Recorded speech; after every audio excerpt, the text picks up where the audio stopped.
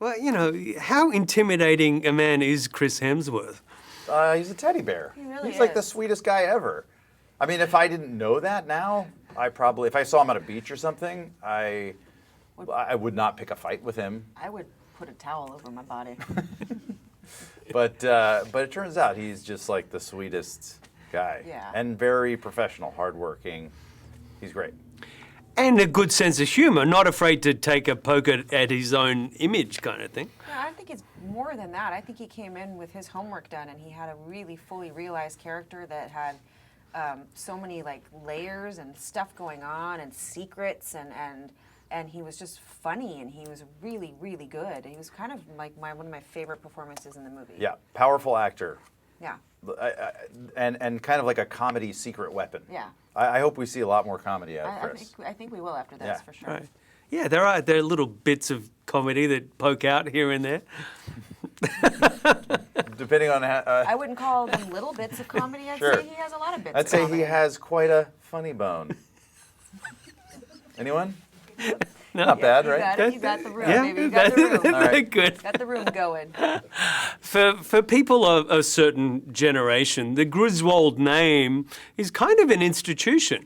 Was it for you both as well? Absolutely. The Especially for the- listen, the Griswolds are one of the, in my opinion, one of the great cinematic families in history. I worship those movies and watched them relentlessly as a kid. So, yeah, I was very precious about that and didn't even really want to do this movie until I read the script and I realized, oh, we get to be brand new characters, and this isn't a recreation or a remake or anything. This is like a new family, new characters on a new trip, completely fresh start. Yeah. And a new dad, because Rusty is not Clark. We've never seen adult Rusty before. Brand new character, and he's not Clark. He's got some of Clark's DNA, you know, some of his optimism and all that, but different. I mean, look. Chevy Chase and Ed Helms are different people, and we bring different things to those characters. So I would never even try to do what Chevy does. So. Yeah.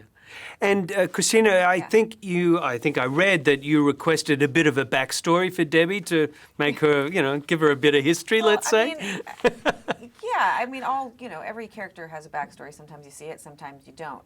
I just wanted to have, her not be a typical mom in the car. I think it's so much more interesting when a female character is surprising in her secrets, and so I wanted to make sure that Debbie was really fully like a rounded character that had an edge, because that's what I kind of feel like this generation of women, at least the ones that I know who are parents, we all kind of come from the 70s and partied in the 80s and 90s and got our crap together in the 2000s and had kids, but now we're still those people that still did all that, and I find that really kind of fascinating. So that's I just want to make sure that we represented that on film. Right. Were you pleased that they took the script from a PG-13 to an R and make it a little more raunchy and vulgar? I don't know if this. I don't know if I root for vulgar, but I think that in this sense it all works. Yeah, I think that if we hadn't gotten that moments that I got to do that made me happy, where James saying, I want to go to an Ivy League school, and Debbie's in the front, she's like, you fucking little asshole. And he's like, what, Mom? She's like, yeah, nothing. Things like that happens. Those are real. Those are real moments. I have a 4.5-year-old. Behind her back, you say terrible things. I've called her a few names, man. Called her some names and felt bad about it, but in that moment was like, you little. That's being human. Exactly, and so that's what an R rating gave us these kinds of moments. An R rating allows us to be human. Yeah. Right.